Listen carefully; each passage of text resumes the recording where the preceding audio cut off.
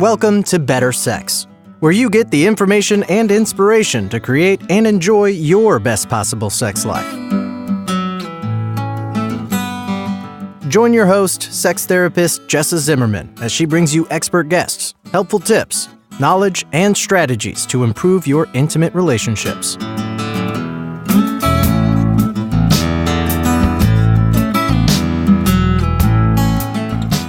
And now, your host, Jessa Zimmerman.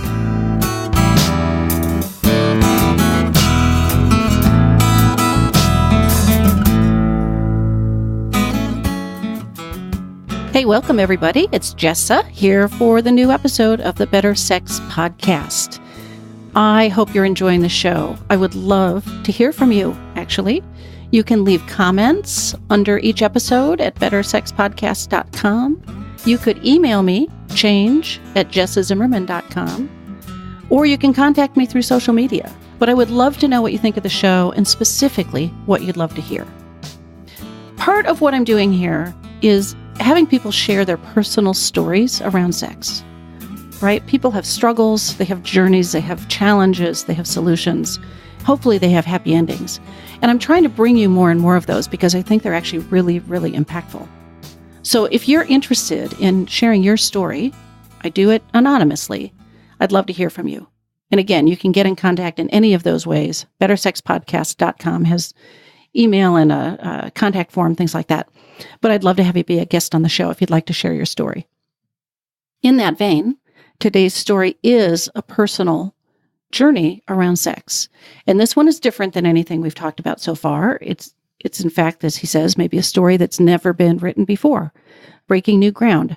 I'm talking to Stephen Gregory, who wrote a book called Sex, Death, and Tantra.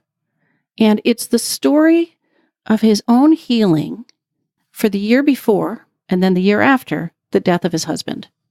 So as they were discovering Tantra together and discovering some of the power and the healing that they could have, as well as pleasure and discovery, then it became a new thing once his husband was killed.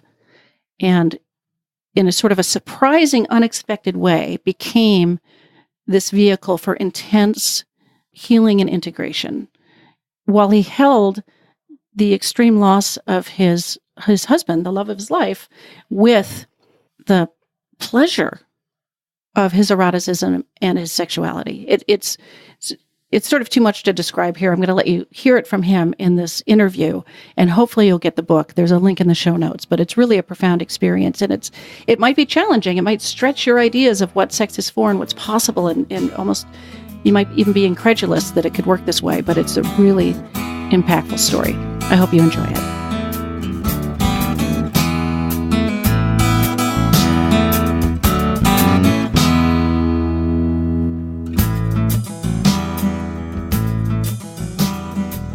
So, Stephen, thank you so much for being with me today.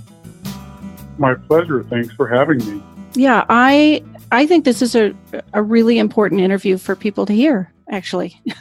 There's so much to your story and to your book and to your message that I think is important. Great. I'm glad to share what I can.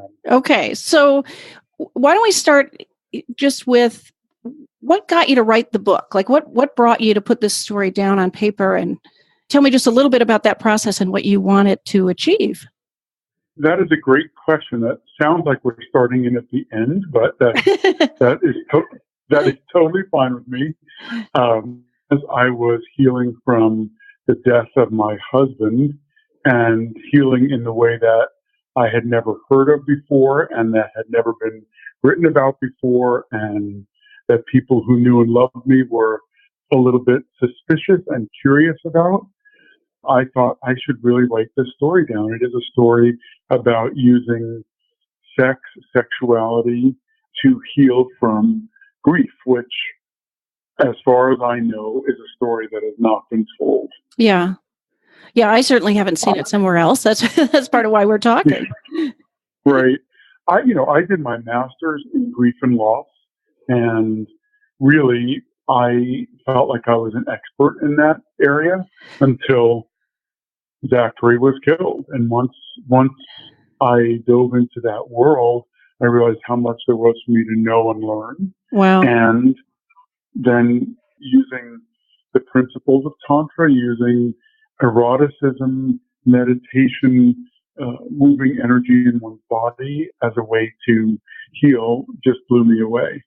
Wow. I mean, it's striking the difference between book learning, right? And even learning where maybe we're helping other people. And then when it becomes that personal and that real, I mean, I'm imagining it's totally changed how you work too.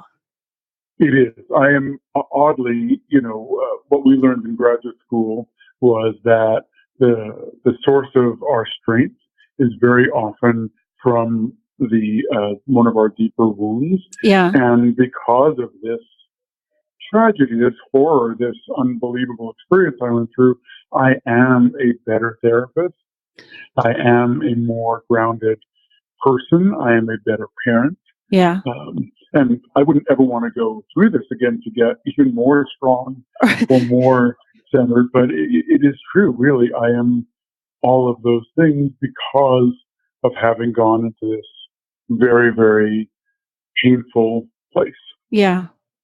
So would you share the beginning of that story? I mean, I don't know how much we want to go into his death and the pain of that, but maybe, where does the story start in terms of this loss and process?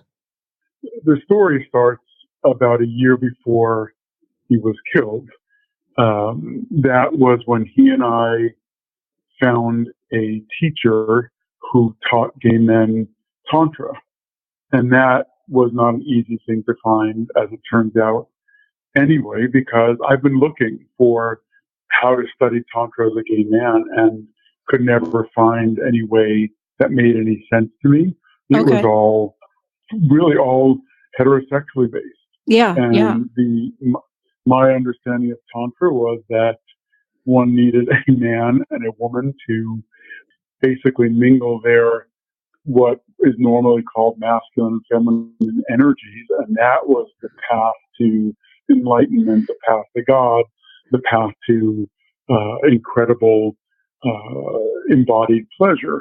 And so that model never fit for me. Right. So we found a teacher, and we started studying together for the year before the accident, before he died. Okay. And so that's really where the story started. Okay. And in that year, I was beginning to see how using eroticism, sex, sexuality, and owning that energy and using that energy to heal from stuff that I'd been working on in therapy for years or decades, and really having an experience of erotic pleasure to those places that hurt was profound for me. And then Zachary was killed. He died suddenly. Went out to walk the dog and never came home.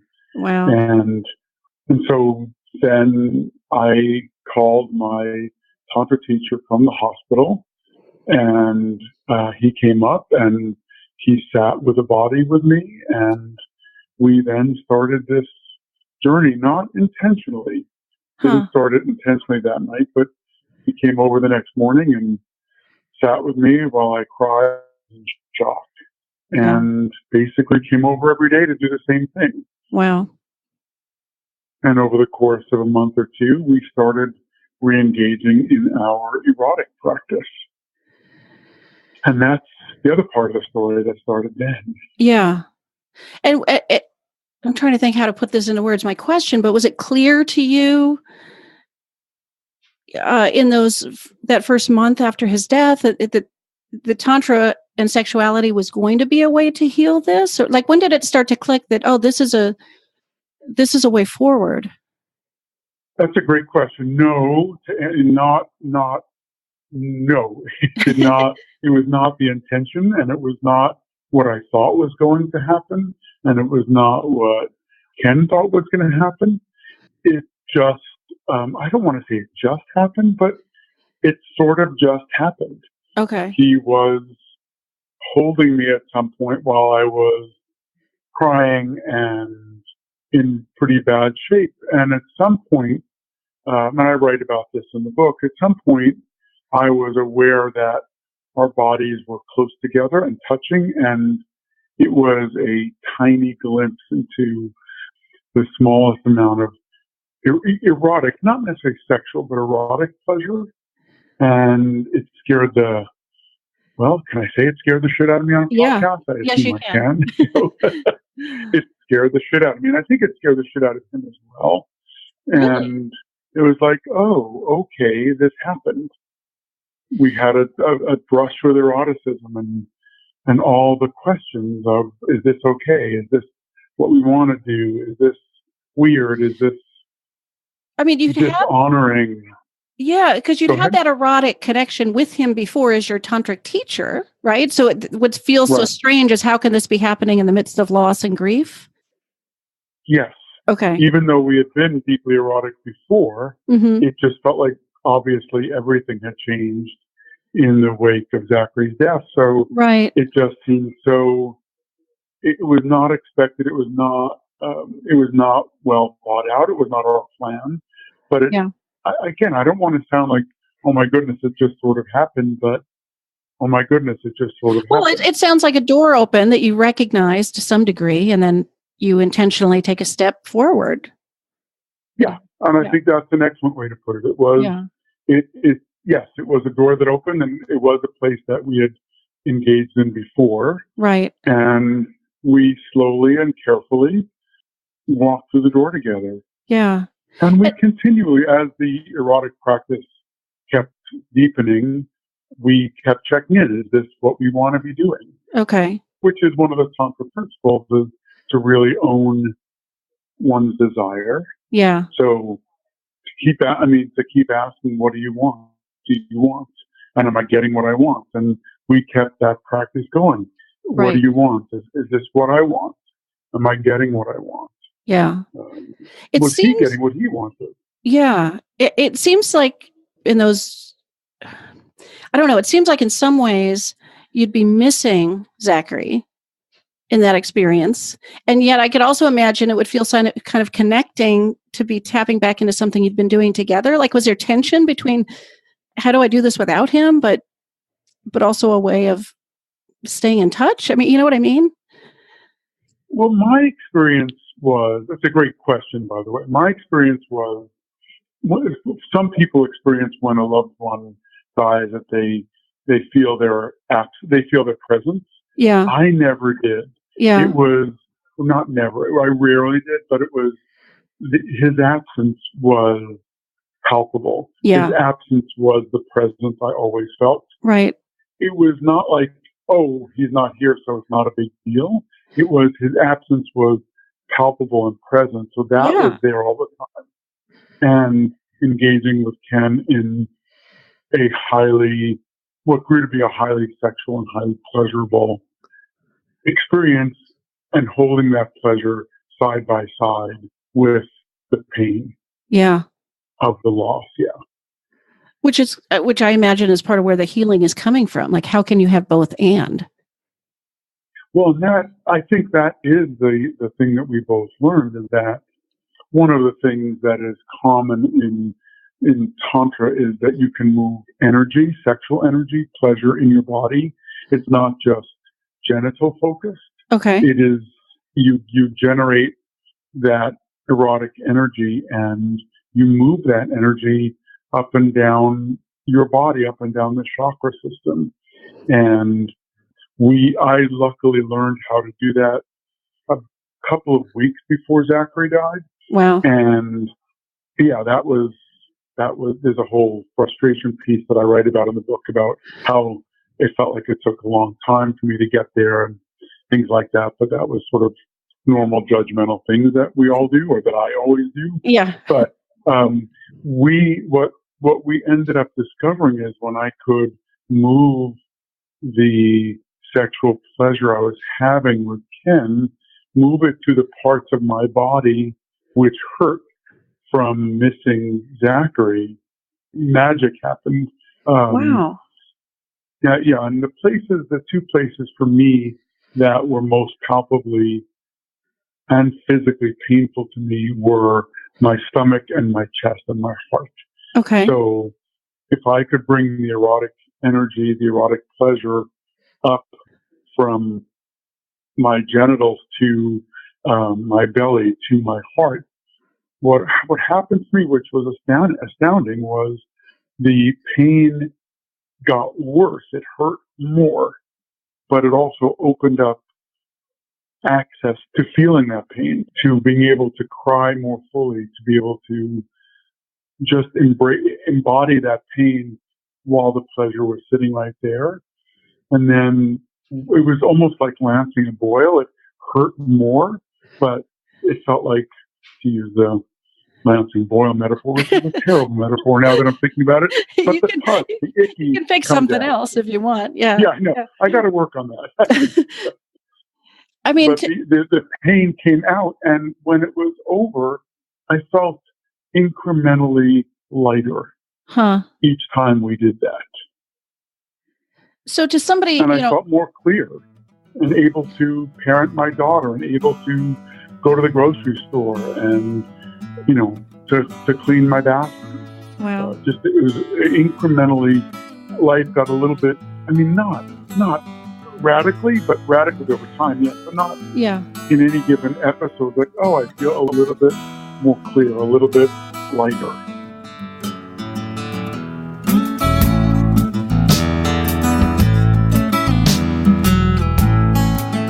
Hey, I'm just taking a quick little break in the middle of the show.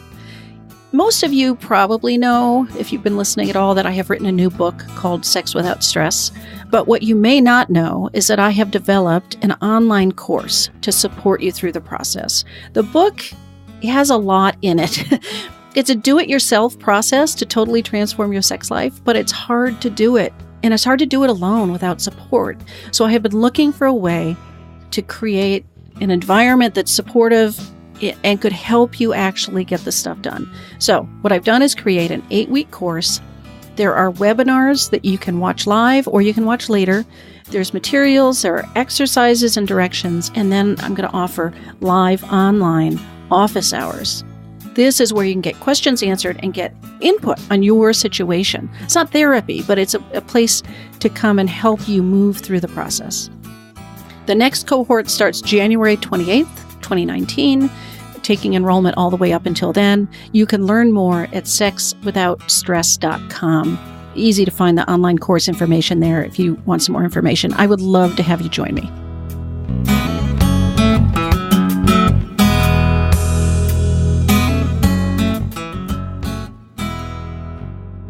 So how much were you and Ken, is that the tantric teacher? Yeah. How much were you talking about what you started to observe happening? Because you're saying neither one of you had really experienced this before.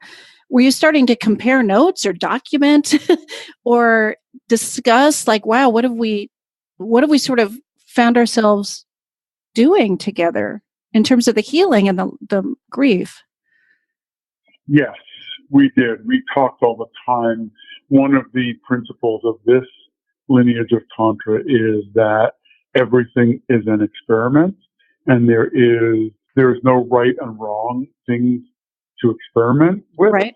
So everything's an experiment, and the principle of the practice in this lineage is to collect the data from any experiment you do. Mm-hmm. So we did this experiment of using eroticism and pleasure to heal from grief and death. And that was a rather radical experiment. So to answer your question, yes, we talked about, wow, what are we doing? What happened here? When the pleasure came up to your belly, it looked like it hurt more. The snot was coming out of your nose more. The pain, it looked like it intensified. What was that like? Yeah. And I would also, because I am a healer at heart, I was also curious what was going on for Ken as well. Like, what was that like for you? Yeah. This is what it was like for me. What are we doing here? What is this energy we're exchanging? And what are we both learning, observing, feeling from whatever the erotic or non-erotic experiment was we were doing? Mm-hmm. I think your question was, did we talk about it? Yes, we did. And we never, again, it had never been done. His teacher, who lived in India 30 years, had never heard of this experiment being done this way. Yeah. So, yeah, it was all pretty new. Was he involved in the writing of the book at all, or do you have his perspective or his input or thoughts? Seems like it's two sides of a No, coin, right. My original idea for the book was to have us each write about what was going on, and because he obviously has or had different eyes on it than I did. Right. But while I think is a great writer, he did not want to write a book. He was not interested. So. Right.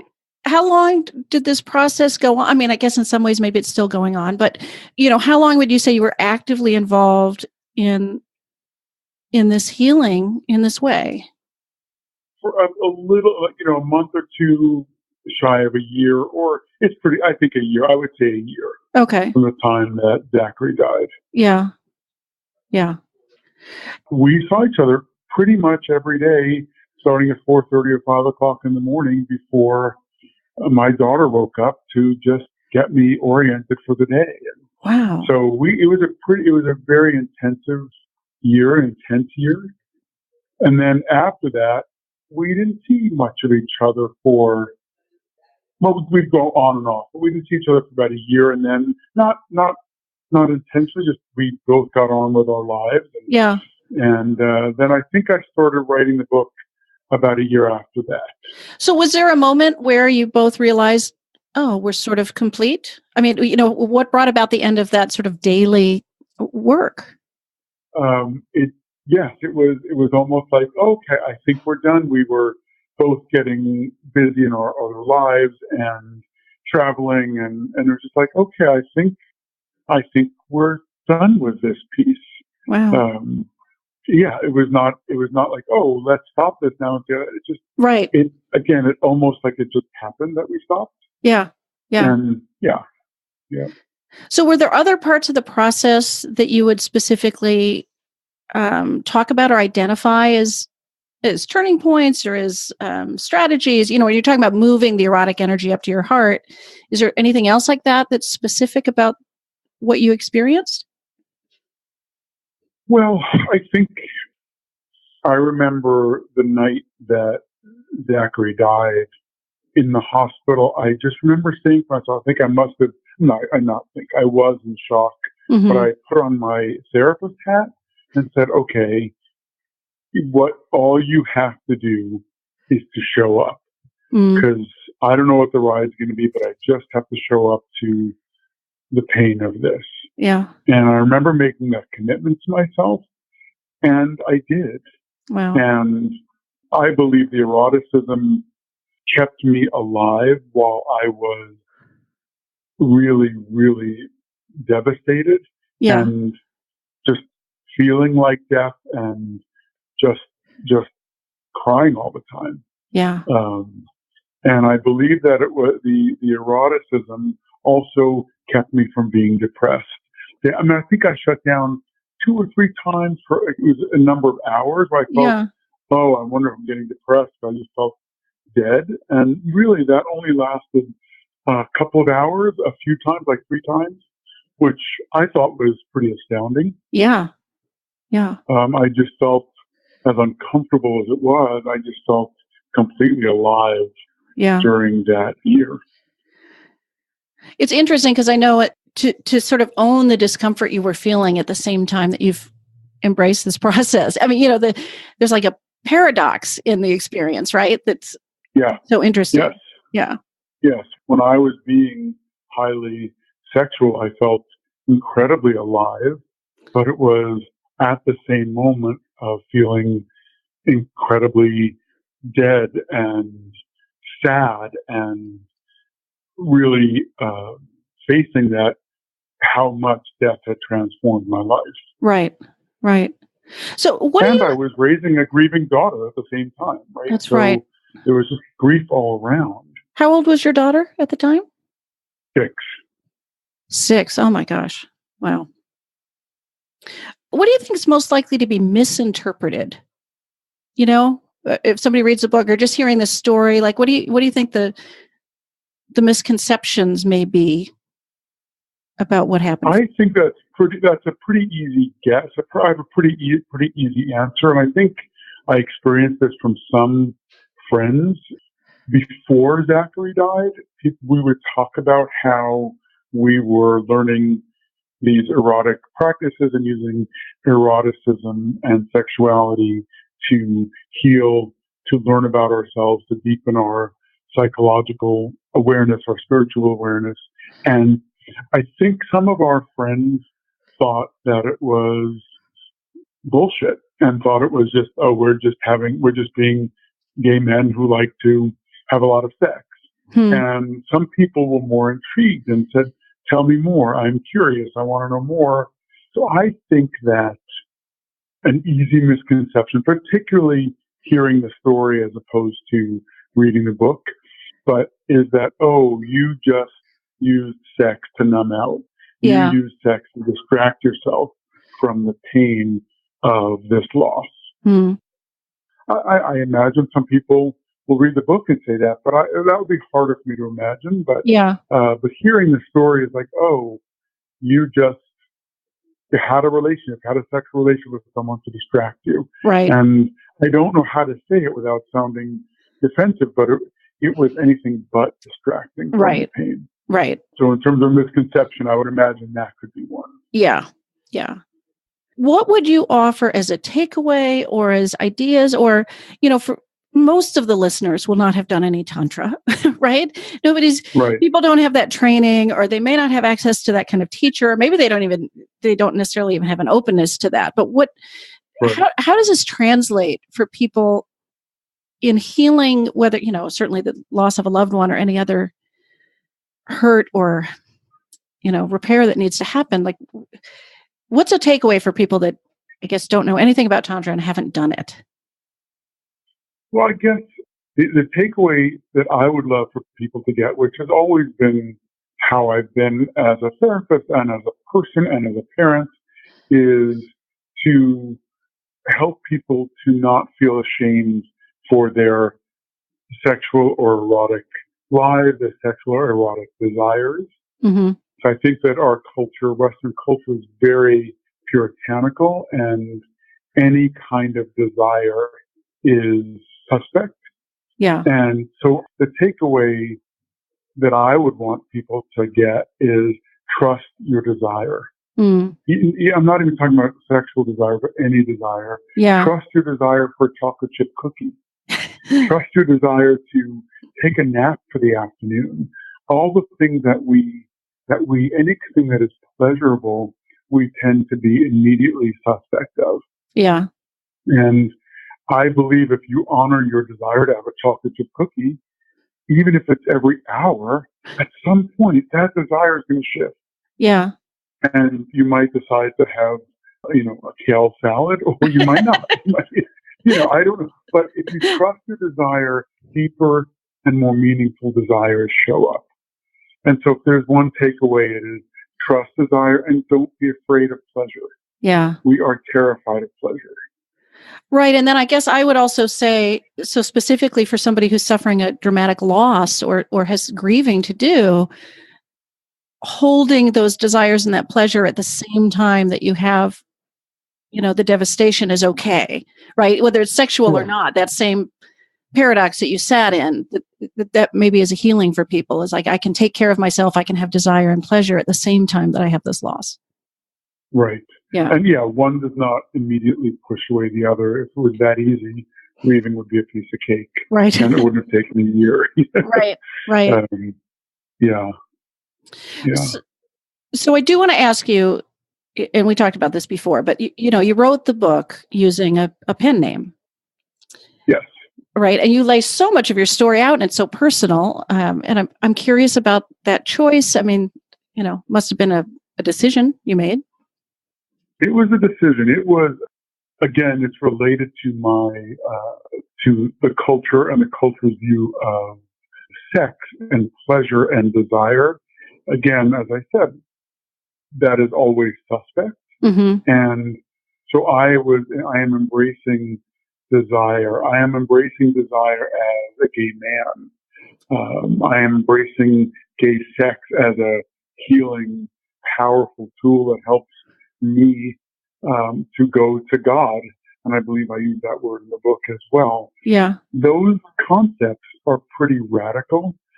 And then being a gay parent raising a 6-year-old, that alone is unusual and radical. And then throwing in everybody's grief, her grief, my grief, our community's grief, and having an alive erotic life as a part of that is people will get very nervous about that. Yeah. And some people will have very strong judgments of that. And judgments, I'm not afraid of people's judgments, but I'm also at heart, even though you'd never know it from reading the book, I'm a private person. I like this illusion of anonymity I have in the world. Yeah. And, owning sexual and erotic pleasure and being public about it sets you up as a target. Right. And I wanted to protect myself from some of that as much as I can and protect my kid from that as well. Yeah. Yeah. That makes sense. So anything else I've missed in this interview that, points you want to make about your story or about the book? I guess, I think it's a story that has never been told. It is a story about using sex to heal. Yeah. And it is a story that I hope will help people let go of some of their own shame or struggle with their own sexual or erotic desires. Yeah. So I guess that's all I would want to say. Okay. So tell us where can people find the book? Amazon.com. Okay. The book is called Sex, Death, and Tantra. All right. I'll put a link in the show notes too, so it's easy for that'd be great. Anybody listening. Yeah. Great. Well, thank you so much for talking to me and asking questions and being interested and engaging. And thank you for the podcast. You do. It's great. Well, thank you so much.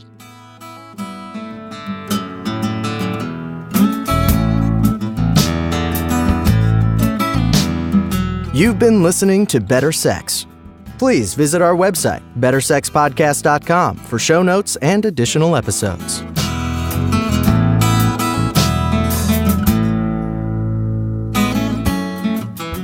And that's a wrap for today. I really hope you enjoyed the episode. If you are enjoying the podcast, if some of this material resonates with you and you would like to make a difference and make sure that this keeps coming out in the world once a week, ongoing, there are a couple things you could do to show your appreciation. The first would be to go to iTunes and rate and review the show. That really helps us be found by new listeners when you review the show on iTunes.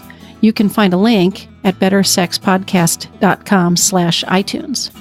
The other thing I want to invite you to consider is becoming a Patreon. For a small monthly pledge, you get some benefits. So for $2 a month, you get advance access to every single episode. For $5 a month, you get a chapter of my upcoming new book. And for $10 a month, I host quarterly get-to-know-you and question and answer chats over the web, and you get invited to that.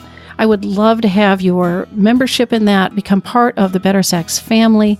You can find a link at bettersexpodcast.com/Patreon, which is Patreon. Again, thanks for listening. I'm glad you're here. Feel free to comment, ask questions, get in touch. I'd love to hear from listeners. Thanks.